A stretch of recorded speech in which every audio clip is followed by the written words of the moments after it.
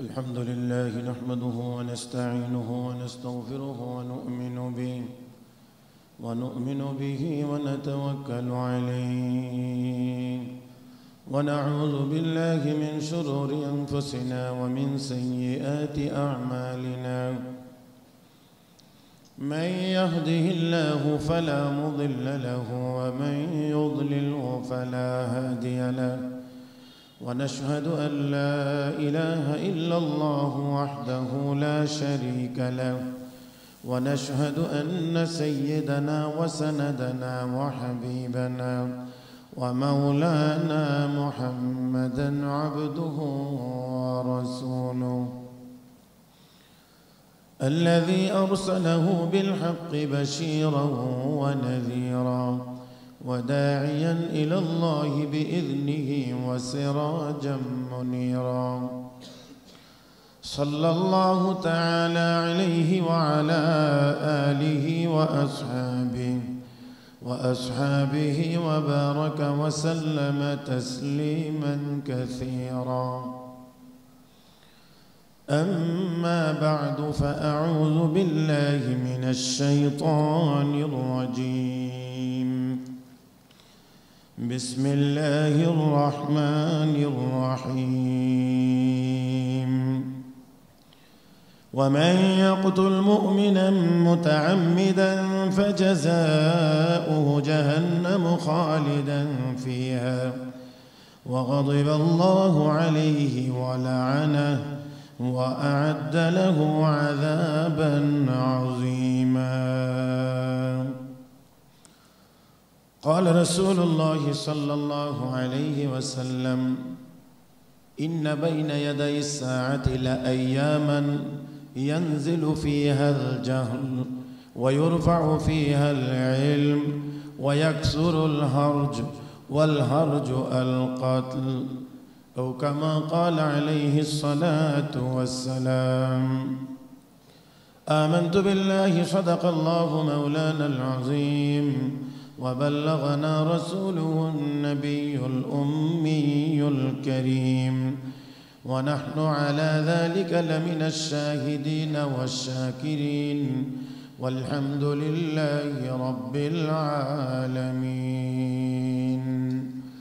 اللهم صل على محمد وعلى آل محمد كما صليت على إبراهيم وعلى آل إبراهيم إنك حميد مجيد اللهم بارك على محمد وعلى آل محمد كما باركت على إبراهيم وعلى آل إبراهيم إنك حميد مجيد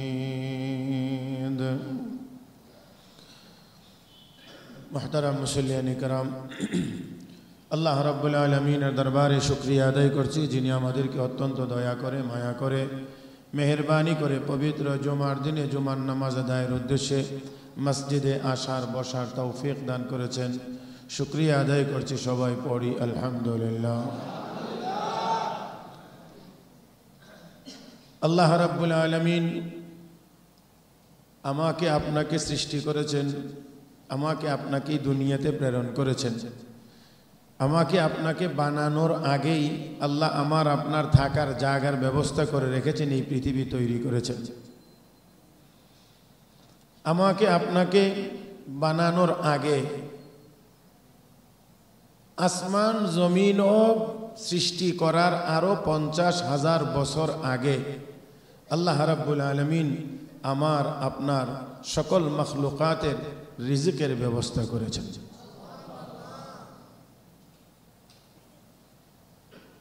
মানুষ আগে না রিজিকের ব্যবস্থা আগে হ্যাঁ তাহলে মানুষ কতজন আল্লাহ বানাইবেন কতজন দুনিয়াতে পাঠাইবেন তার জন্য কি কি লাগবে চাউল কত কেজি ডাউল কত কেজি আলু কত কেজি এই সবগুলোর ব্যবস্থা মালিক আগেই কিন্তু এই দুনিয়াতে আসার পরে আমরা সেই সব কিছু ভুলে গিয়ে শুধুমাত্র এই খাবারের জন্য আর থাকার জন্য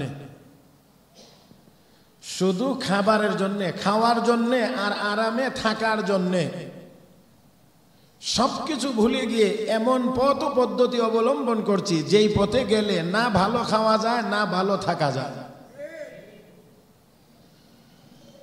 আমি আপনাদের খেদমতে পবিত্র কোরআনুল করিমের সূরা নিসার 93 নম্বর আয়াত তেলাওয়াত করেছি।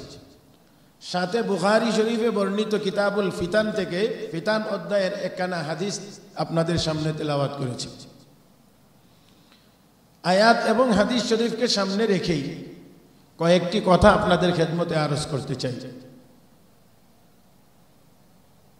আসলে আল্লাহ রাব্বুল আলামিন আমার আপনার যাবতীয় ব্যবস্থাপনাটা আমার আল্লাহর কুদরতি হাতের মধ্যে রেখেছেন। আমাদেরকে থাকতে হবে, এই জন্য জমিনকে আল্লাহ বিছানা আগেই বানাইয়া দিয়েছেন। আমাদের খাইতে হবে, এই জন্য আল্লাহ রিজিকের ব্যবস্থা করে রেখেছেন। কিন্তু দুনিয়াতে আসার পরে আমরা এই দুনিয়া কামাই করার জন্য, এই রিজিকের পিছনে দৌড়ানোর জন্য দৌড়াইতে গিয়ে আল্লাহকে ভুলে গিয়েছি, আখেরাত ভুলে গিয়েছি, নীতি নৈতিকতা ভুলে গিয়েছি। এমনকি তুচ্ছ সামান্য কারণে আজ এমন জঘন্য অপরাধ আমরা সংগঠিত করে ফেলছি, যা এত তুচ্ছ ঘটনা তো দূরের কথা, কোনো মানুষ কোনোদিন করতেই পারে না, কোনো মানুষ কোনোদিন চিন্তাও করবে না। এমন জঘন্য অপরাধ আমাদের দ্বারা সংগঠিত হচ্ছে। মুহতারাম হাজিরিন, বড় আক্ষেপের সাথেই বলতে হয়, আমি মোটামুটি ভাবে খুঁজে এই হাদিসখানা বের করছি। হাদিস দিয়েই আমি আজকের আলোচনা শুরু করি।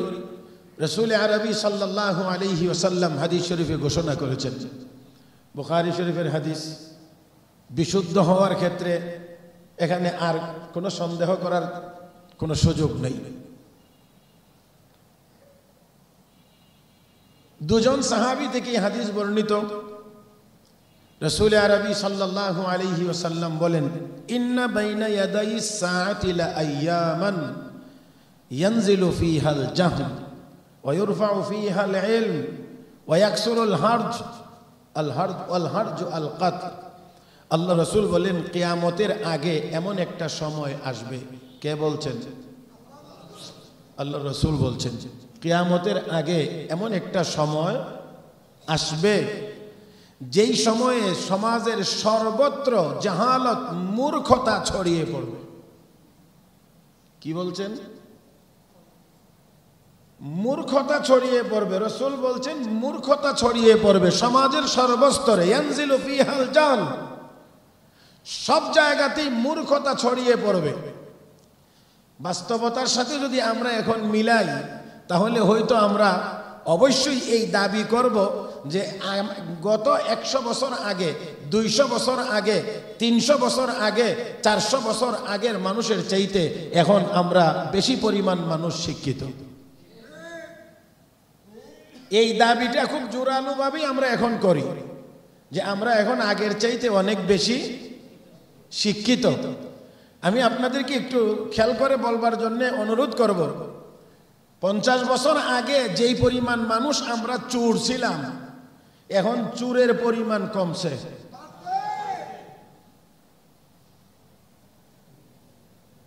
তাহলে আমরা শিক্ষিত মানুষের পরিমাণ বাড়ছে। কথাগুলো একটু অবশ্যই মিলানোর চেষ্টা করব। রাসূল বলছেন কিয়ামতের আগে একটা সময় আসবে যেই সময়ে মূর্খতা সমাজের সর্বত্র কি হয়ে যাবে? ছড়িয়ে পড়বে। আর আমরা এখন দাবি করছি যে আমরা এখন অধিক পরিমাণ মানুষ শিক্ষিত, যা বিগত 50 বছর আগে ছিল না। 100 বছর আগে এত মানুষ শিক্ষিত ছিল না, এমনকি 20 বছর আগেও এত মানুষ শিক্ষিত ছিল না। আমরা এখন যত মানুষ শিক্ষিত, কিন্তু দুর্ভাগ্যজনকভাবে সত্য, যত বেশি শিক্ষিত হইতেছি চুরের পরিমাণ তত বাড়তেছে, চুরির পরিমাণ বাড়তেছে। চুরি করার নতুন নতুন কৌশল পদ্ধতি আবিষ্কার হইতেছে, এবং এই চুরির নতুন যত পদ্ধতি আবিষ্কার হচ্ছে, একটাও মূর্খ মানুষের দ্বারা হচ্ছে না, সবগুলো শিক্ষিত মানুষের দ্বারা হচ্ছে।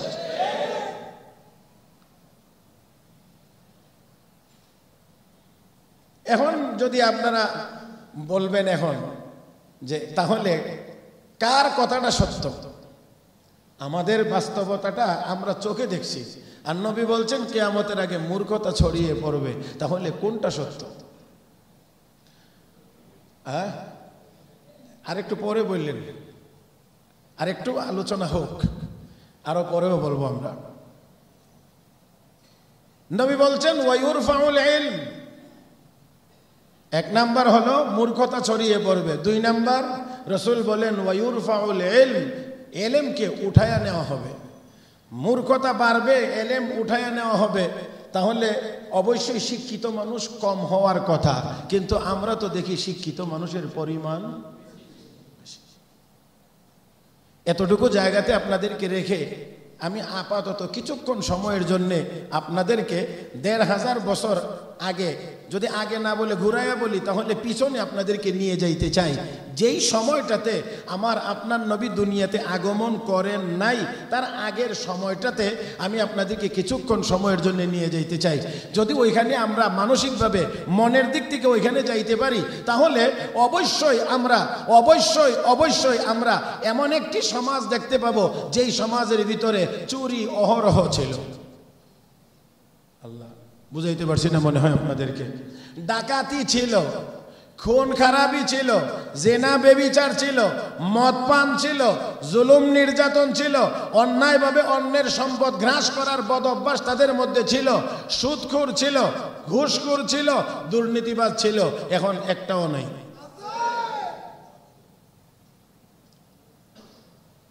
জানি না আজকের আলোচনা একটু বেশি কড়া বা তিতা হয়ে যায় কিনা। দুর্ভাগ্যজনকভাবে গত সপ্তাহে আসার ইচ্ছা থাকলেও সুযোগ হয় নাই, বৃষ্টি এবং অন্যান্য কারণে। তা এক সপ্তাহ গ্যাপ দিয়ে আসার পরে ওয়াজটা একটু মিঠা হইলেই বেশি ভালো হইতো, কিন্তু হয়ে যাচ্ছে মনে হয় একটু বেশি কড়া এবং তিতা। রাসূল আরবি সাল্লাল্লাহু আলাইহি ওয়াসাল্লাম যেই সময়ে, যেই সমাজে, যেই জায়গায় এসেছিলেন, এই সময়টাকে বলা হইতো আইয়ামে জাহিলিয়াত। কিতাবের ভাষায় আইয়ামে জাহিলিয়াত। এই আইয়ামে জাহিলিয়াতের যদি শাব্দিক অনুবাদ করা হয় তাহলে এর অর্থ দাঁড়ায় মূর্খতার যুগ। জাহালাত থেকে জাহিলিয়াত, মূর্খতা। আইয়াম দিনের, ইয়াউমুনের বহুবচন আইয়াম মানে যুগ, সময়, কাল। তো মূর্খতার সময় ছিল। অথচ বাস্তবতা হলো, যেমন আমরা বাস্তবতার সাথে বলি এখন আমরা বেশি পরিমাণ মানুষ, কিনা বলছিলাম, বেশি পরিমাণ মানুষ শিক্ষিত। তো নবী যেই জমানায় যেই মানুষগুলোর কাছে এসেছিলেন ওই সময়টাকে বলা হয়তো মূর্খতার যুগ, আইয়ামে জাহিলিয়াত। এখনো আমরা অনেকে বলি যে এটা জাহিলি যুগের কথা, আইয়ামে জাহিলিয়াতের কথা। তো মূর্খতার যুগ ছিল এটা। কিন্তু বাস্তবতা হলো তারা আসলে সকল মানুষ মূর্খ ছিল না, বরঞ্চ তাদের মধ্যে অনেক অনেক বড় বড় কবি, সাহিত্যিক, পণ্ডিত, বড় বড় শিক্ষিত মানুষ ছিল। তো শিক্ষিত মানুষ থাকার পরেও, এত বড় বড় কবি, সাহিত্যিক থাকার পরেও, যারা আমাদের মাদ্রাসা লাইন সম্পর্কে কিছু জানেন, ওই জমানার ওই যুগের কবি সাহিত্যিকদের লেখা কিছু লিখনি আমাদের আরবি সাহিত্যের মধ্যে সিলেবাসে অন্তর্ভুক্ত ছিল। পরবর্তী সময়ে এসে ওই সাহিত্যকে উঠায়া দিতে হচ্ছে। কারণ কি? ছাত্ররা বুঝে না, এমন কিছু উঠায়া দিতে হয়েছে, এমন কিছু কিতাব আছে সিলেবাস থেকে বাদ দিতে হয়েছে। তো এত কঠিন, এত সাহিত্যিক ছিল, এত কবি ছিল, এত দার্শনিক ছিল, এত কিছু থাকার পরেও ওই যুগটা মূর্খতার যুগ। তাহলে অবশ্যই দুটোটাকে যদি আমরা মিলাই তাহলে বুঝতে হবে ওইটা যে তাদের কাছে যেই শিক্ষাটা ছিল সেই শিক্ষার দ্বারা তারা আলোকিত হতে পারে না। মূর্খ মানুষেরা যেই আচরণ করে তারা শিক্ষিত হয়েও সেই আচরণেই করত। তাহলে বুঝতে হবে যেই শিক্ষায় শিক্ষিত হওয়ার পরে একজন মানুষের চরিত্রের পরিবর্তন হয় না, অন্যায় থেকে বিরত থাকার যোগ্যতা অর্জন হয় না, যেই শিক্ষায় শিক্ষিত হওয়ার পরেও চুরিতে আরো বেশি অ্যাডভান্স হয়, চুরি করার কৌশল নিত্য নতুন আবিষ্কার করে, চুরি করার পদ্ধতি আমদানি করে, তাহলে বুঝতে হবে এই শিক্ষায় শিক্ষিত হওয়ার দ্বারাও মানুষ নামে কাগজে কলমে সার্টিফিকেটে শিক্ষিত হতে পারে, বাস্তবে আসলে সে মূর্খ থেকে মূর্খই থেকে যায়, বরঞ্চ বলা যায় আরো বড় মূর্খ সাজতে পারে।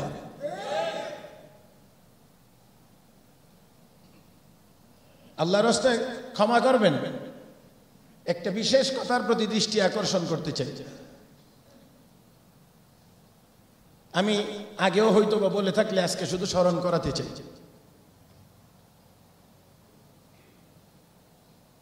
সকল মানুষ জীব বা প্রাণী, কিন্তু সকল প্রাণী মানুষ না। হ্যাঁ, সকল মানুষই প্রাণী, কিন্তু সকল প্রাণী মানুষ না। গরুও প্রাণী, ছাগলও প্রাণী, মহিষও প্রাণী, কিন্তু তারা মানুষ না। কিন্তু সকল মানুষই প্রাণী। তো প্রাণী হিসেবে, জীব হিসেবে বেঁচে থাকার জন্য কিছু জৈবিক চাহিদা আছে, যেমন খাইতে হয়, পান করতে হয়, শ্বাস নিতে হয়, তারপরে এই জাতীয় ঘুমাইতে হয়, এরকম আরো অনেকগুলো কাজ আছে। তো খাইতে হয় বাঁচার জন্যে, তাহলে আমিও খাই, একটা ছাগলেও খায়, তাহলে এখানে তো কোনো বেশকম নাই আছে। খাওয়া বাঁচার জন্য খাইতে হয়, তা আমিও খাই, ছাগলেও খায়, তো বেশকম হইলো কোথায়? খাইতে তো হয়। আমিও খাই, গরুও খায়, বরঞ্চ গরু আর একটু, তাহলে বেশি খাইতে পারলে কোনো ফজিলত যদি হয়, তো ফজিলত তো গরুর হওয়ার কথা, আপনার হইব কেমনে?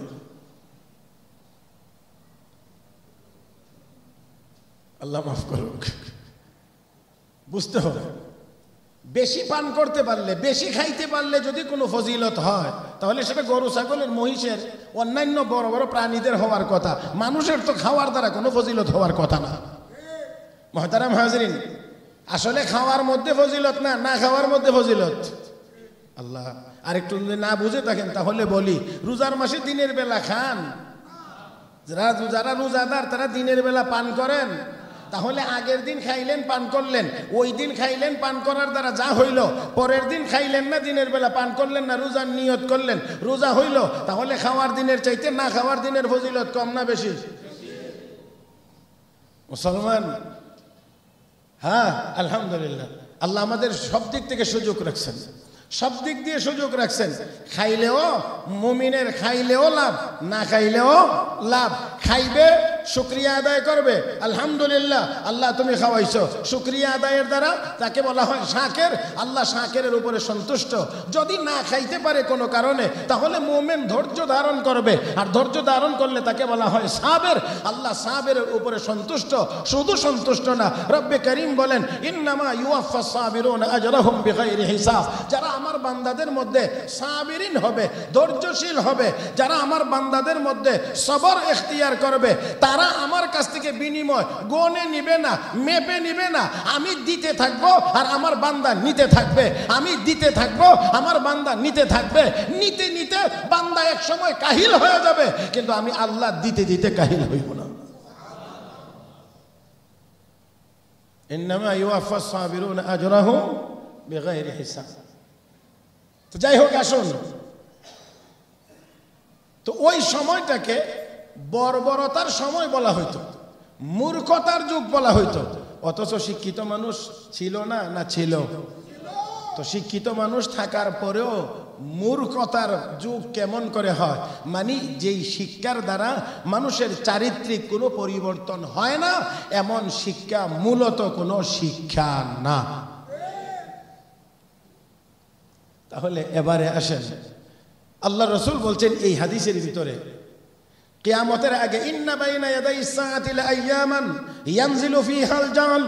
কিয়ামতের আগে এমন একটি সময় আসবে যেখানে সর্বদিক দিয়ে মূর্খতা ছড়িয়ে পড়বে, ওয়া ইরফাউল ইলম, আর ইলম উঠায়া নেওয়া হবে। মুহতারাম হাজরিন, তাহলে এবার আরেকটু মিলানোর চেষ্টা করেন। ওই মানুষগুলো শিক্ষিত হওয়ার পরেও ছিল মূর্খতার যুগের বাসিন্দা, তার মানে আক্ষরিক অর্থে লেখাপড়া জানার পরেও তারা ছিল মূর্খ, তাহলে ওই মানুষগুলো শিক্ষিত হয়েছিল কখন, কি দিয়ে? রব্বে করিম বলেন আর রহমান আল্লামাল কোরআন খালাকাল ইনসান আল্লামাহুল বায়ান।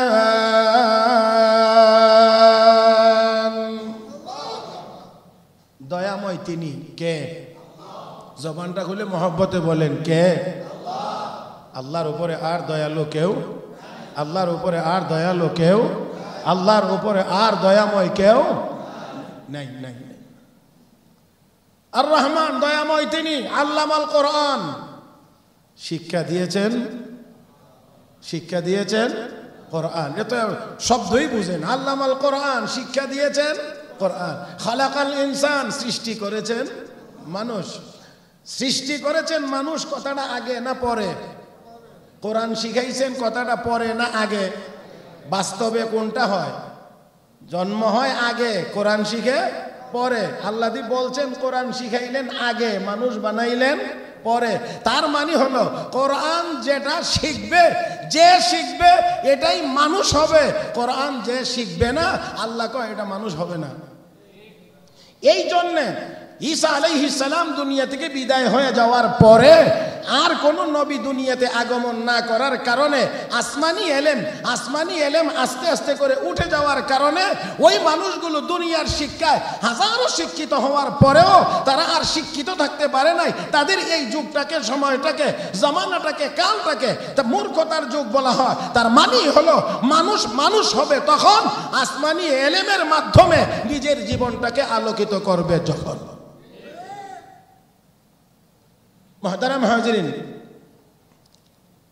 রাসূল আরবি সাল্লাল্লাহু আলাইহি ওয়াসাল্লাম এসে তাদেরকে এই কোরআনের মাধ্যমেই তাদেরকে এই পরিবর্তনের চেষ্টা করেছিলেন। রব্বে করিম অন্য আয়াতে ঘোষণা করেছেন কিতাবুন আনজালনাহু ইলাইকা লিতুখরিজান নাসা মিনাজ যুলুমাতি ইলান নূর।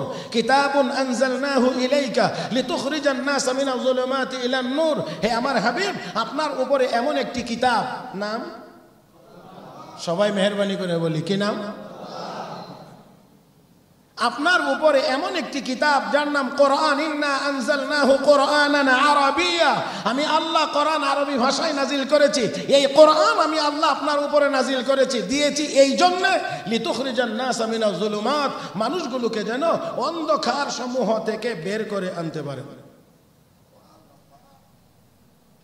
তাহলে কোরআনের ইলম হলো আলো, কোরআনের ইলম হলো আলো।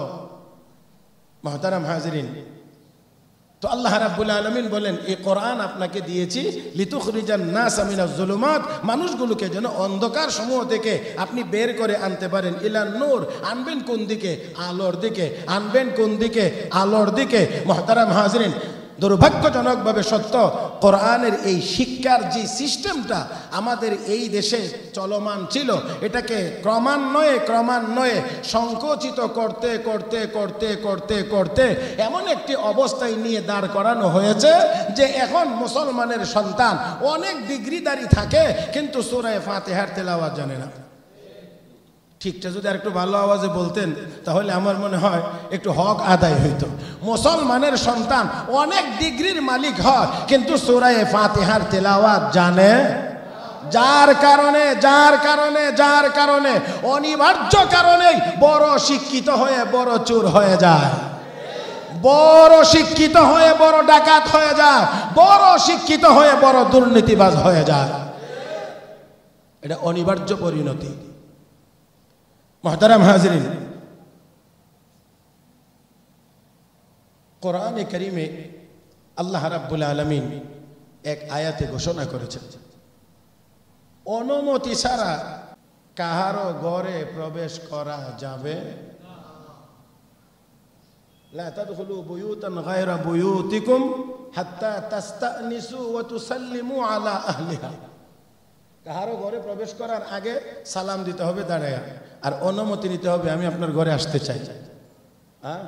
অনুমতি দিলে ঢোকা যাবে, অনুমতি না দিলে এমনকি সালামের জবাব যদি ভিতর থেকে না আসে তাহলে আর আপনি এখানে ঢুকবার অনুমতি। আর আমরা আমাদের মধ্যে যারা মাশাআল্লাহ ডাকাতি করে তারা অনুমতি নিয়েই তো ঢুকে।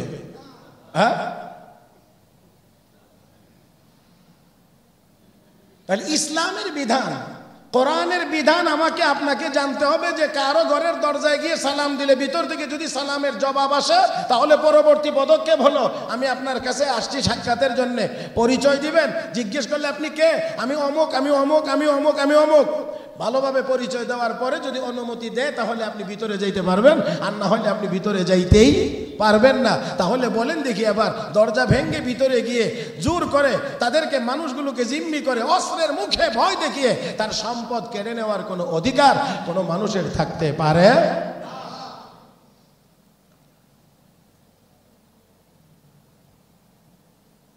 রাসূল আরবি সাল্লাল্লাহু আলাইহি ওয়াসাল্লাম বলছেন,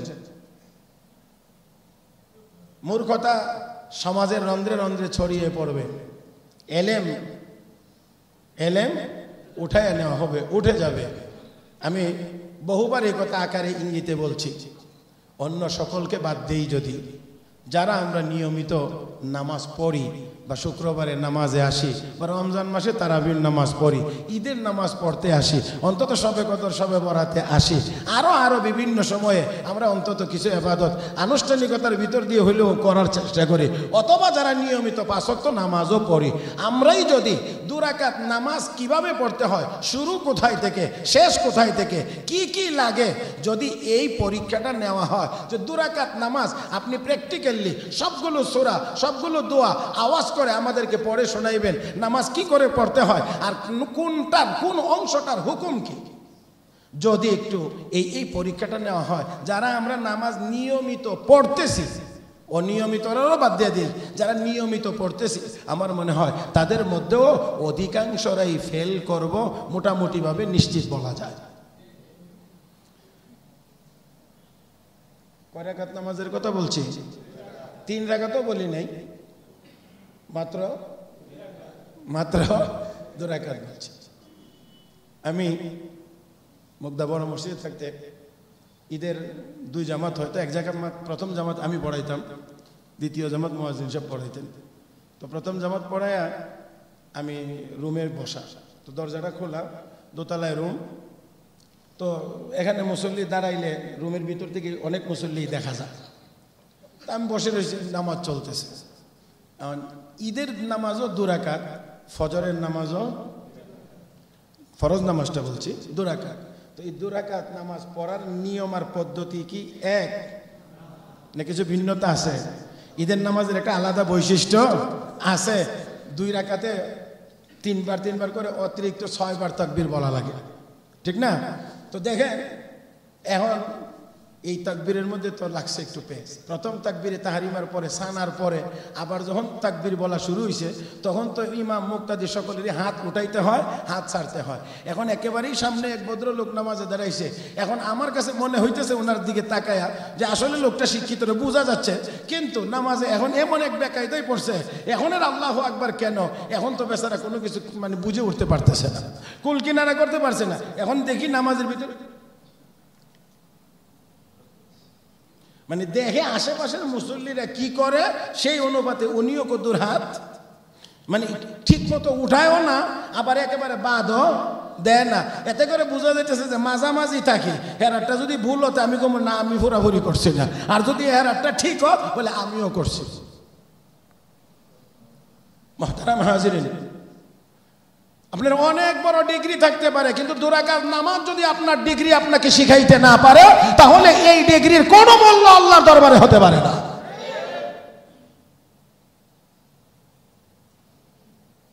রাসূল আরবি সাল্লাল্লাহু আলাইহি ওয়াসাল্লাম বলেন, কিয়ামতের আগে এমন একটি সময় আসবে যেই সময়ে মূর্খতা বৃদ্ধি পাবে, সমাজের সব জায়গায় মূর্খতা ছড়িয়ে পড়বে। ওয়ায়ুরফাউল ইলম, আর ইলম উঠায়া নেওয়া হবে, ইলম উঠায়া নেওয়া হবে, ইলম থাকবে না। মুহতারাম হাজিরিন, দুটোটা যদি মিলাই তাহলে আমাদের বাস্তবতার সাথে অবশ্যই মিল, কোনো সন্দেহ। তারপরে আসেন 3 নম্বর, আল্লাহর রাসূল বলেন ওয়ায়াকসুরুল হারজ, আল হারজ আল কাতল, আল্লাহ রসুল বলেন হারজের সংখ্যা বাড়বে। হারজ মানে হলো হত্যাকাণ্ড বেশি পরিমাণে সংগঠিত হবে। দেখেন তো একটু চিন্তা করে, বর্তমান আমাদের সমাজে হত্যার পরিমাণ কমছে না বাড়ছে? বিভৎসতা কমছে না বাড়ছে? মুহতারাম হাজিরিন, অনেক অনেক হত্যাকাণ্ডের বিবরণ শুনলে, বর্ণনা শুনলে আমাদের সত্যিই মনে হয় আমরা ১৫০০ বছর পূর্বে ওই আইয়ামে জাহিলিয়াতে ফেরত চলে গিয়েছি। হত্যাকারী জানবে না, নিহত ব্যক্তি জানবে না কোন অপরাধে তাকে হত্যা করা হয়েছে। আমার মনে হয় অবাক হইলাম আমি একবার, বহুদিন আগে পত্রিকার এক রিপোর্ট পড়লাম, মাত্র অনলি 1000 টাকা, 1000 টাকার বিনিময়ে, 1000 টাকার বিনিময়ে ভাড়াটিয়া হয়ে একজন মানুষকে হত্যা করেছে। 20 টাকাকে কেন্দ্র করে ঝগড়া লেগে মানুষ খুন হয়েছে এই বাংলাদেশে। মাত্র 20 টাকা, 1000 টাকার বিনিময়ে ভাড়াটিয়া হয়ে মানুষ হত্যা করেছে। তাহলে এবার বলেন তো দেখি, হত্যাকারী কেমনে বলতে পারবে যে কি কারণে সে হত্যা করেছে? নিহত ব্যক্তি কেমন করে জানবে সে কেন নিহত হয়েছে? অবস্থাটা তো এমনই। সেই জন্য বলছি, আমরা যদি কোরআন হাদিসের সাথে মিলাই, রাসূলের ভবিষ্যৎবাণীর সাথে যদি মিলাই, তাহলে আমাদের এই সময়টার সাথে যথেষ্ট পরিমাণ মিল। আর যদি মিল খুঁজে পাওয়া যায়, তাহলে আমরাও বলতে পারি আমরা কিয়ামতের খুব বেশি দূরে না, খুব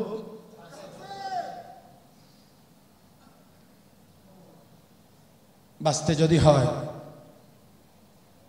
আজকে আমরা যদি দেখি তাহলে দেখব অনেক জায়গাতে, অনেক ক্ষেত্রে, অনেক দেশে, এমনকি আমাদের দেশেও কিছু কিছু জায়গায় কুকুর বিড়ালের দাম অনেক বেশি। অনেক জায়গায় কুকুর বিড়ালের দামও অনেক বেশি, কিন্তু অনেক জায়গায়, অনেক ক্ষেত্রে, অনেক মানুষের রক্তের দাম তার চেয়েও যেন অনেক কমে গেছে।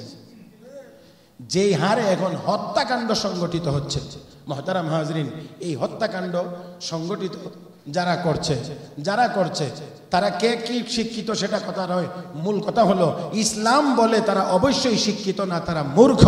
না হইলে এই জাতীয় জঘন্য অপরাধ তাদের দ্বারা হইতে পারে না। বিশ্ব নবী রাহমাতুল্লিল আলামিন নবী মুহাম্মদুর রাসূলুল্লাহ সাল্লাল্লাহু আলাইহি ওয়াসাল্লাম তাই আগে বলেছেন, ইয়ানজিলু ফিহাল জাল ওয়া ইরফাউল ইলম, মূর্খতা ছড়িয়ে পড়বে, ইলম উঠায় নেওয়া হবে, আর হত্যার পরিমাণ বাড়তে থাকবে। আজকে যদি তাকাই তাহলে আমরাও দেখব যে আমাদের দেশেও হত্যার পরিমাণ আশঙ্কাজনক হারে বৃদ্ধি পাচ্ছে।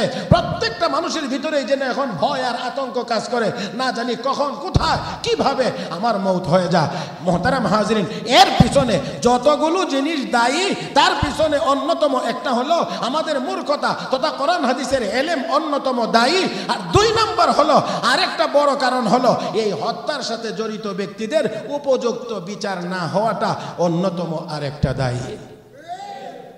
অন্যতম কারণ উপযুক্ত বিচার হয় না। রব্বে করিম, আমি যে আয়াত তিলাওয়াত করেছি, আয়াতে কারিমার ভিতরে আল্লাহ রাব্বুল আলামিন বলেন, ওয়া ইয়াকতুল মুমিনা মুতাআম্মিদান ফাজাযাউহু জাহান্নামু খালিদান ফিহা ওয়া গাদিবাল্লাহু আলাইহি ওয়া লা'না ওয়া আ'আদ্দা লাহু আযাবান আযীমা।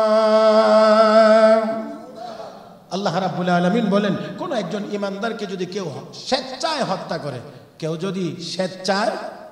করে, রব্বে করিম বলেন ফাজাযাউহু জাহান্নাম, তার ঠিকানা, একটু বলেন, তার ঠিকানা জাহান্নাম। এই জাহান্নামের কথাটা, জাহান্নাম মানে কি? আরামের জায়গা, শ্বশুর বাড়ি। জাহান্নাম মানে আগুন, ভয়াবহ আযাবের জায়গা। সেই জাহান্নাম তার ঠিকানা, তার মানে সে ভয়াবহ আযাবের সম্মুখীন হবে, জাহান্নামের আগুনে পুড়বে। জাহান্নামের আগুন আর দুনিয়ার আগুন কি এক? এবার একটু বলেন, জান্নাত জাহান্নাম, পরকাল, কবর, হাসর, মিজান, পুলসেরাত, পরকালের এই আযাবের কথা আমাদের জেনারেল লাইনের শিক্ষা বই পুস্তকে আছে না কোরআন হাদিসের লাইনের শিক্ষার মধ্যে আছে?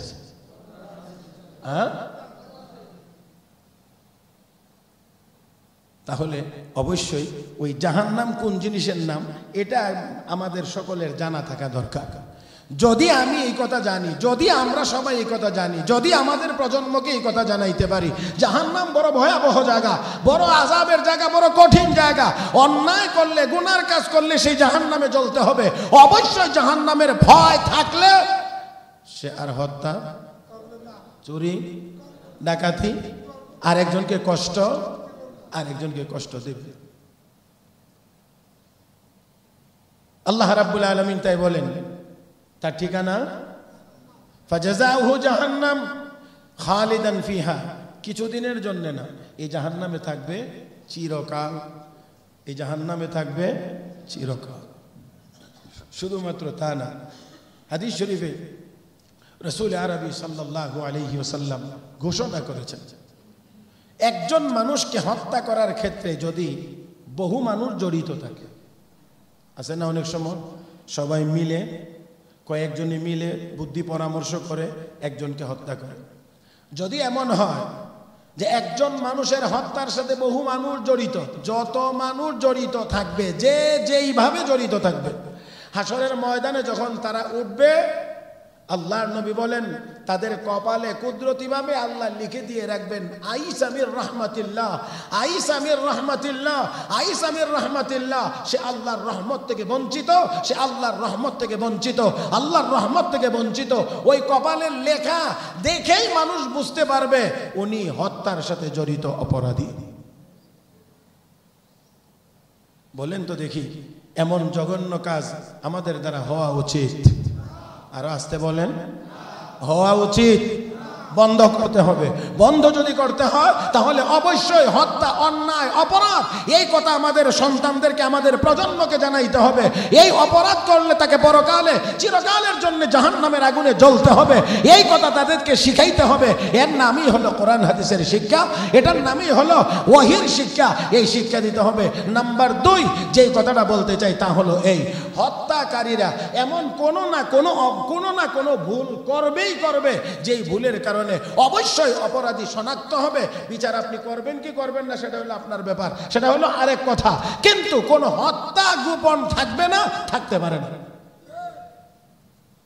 সময়ের কারণে আমি একটু লম্বা করে বলতে পারবো না। ইউসুফ আলাইহিস সালামের কয় ভাইয়ে মিলে ইউসুফ আলাইহিস সালামকে কুয়ায় নিক্ষেপ করছিলেন? হ্যাঁ, 10 জন। কয়জন? যত বুদ্ধি করার, যত ছিদ্র বন্ধ করার, সব ছিদ্র বন্ধ করার ব্যবস্থা করছে, যাতে কোনোভাবেই আমরা ইউসুফকে হত্যা করেছি বা কোথাও কোয়াতে এমন নির্জন জায়গায় নিক্ষেপ করেছি এই কথাটা যেন বাবা টের, কারণ তার রক্ষণাবেক্ষণের সম্পূর্ণ দায়িত্ব নিয়েই বাবার কাছ থেকে ইউসুফ আলাইহিস সালামের ভাইয়েরা নিয়ে আসছিলেন। এবং তারা এমন দূরদর্শী, এমন বিচক্ষণ তারা ছিলেন যে রাস্তা দিয়া একটা গরু যদি হেঁটে যাইতো এই পায়ের চিহ্ন দেখে দেখে, এবং অনেক গরু আছে রাস্তা দিয়ে হাঁটতে গেলে মাঝে মাঝে একটু ফেসাবো, চলার পথে এরকম করে না, তো এই হাঁটা, পায়ের দাগ এবং ওই প্রস্রাবের যে মাটিটা ভিজা, এইটা দেখে দেখে তারা বলতে পারতো এই গরুটা মানে পুরুষ না মহিলা, ষাঁড় না গাভী, এটা ওই হাঁটা আর ওই প্রস্রাবের মাঝি মাটি ভিজা, এটা দেখে তারা বলতে পারতো। তাহলে কি মনে হয় তারা অনেক বেকুফ ছিল? যে গরুটা রাস্তা দিয়ে হেঁটে গেছে এটা ষাঁড় না গাভী? আবার গাভী হইলে গাভীও 2 ধরনের হয়, কিছু গাভী গর্ভবতী থাকে, কিছু গাভীর পেট খালি থাকে। এই গাভীটা আবার কোন ধরনের গাভী সেটাও তারা বলতে পারতো।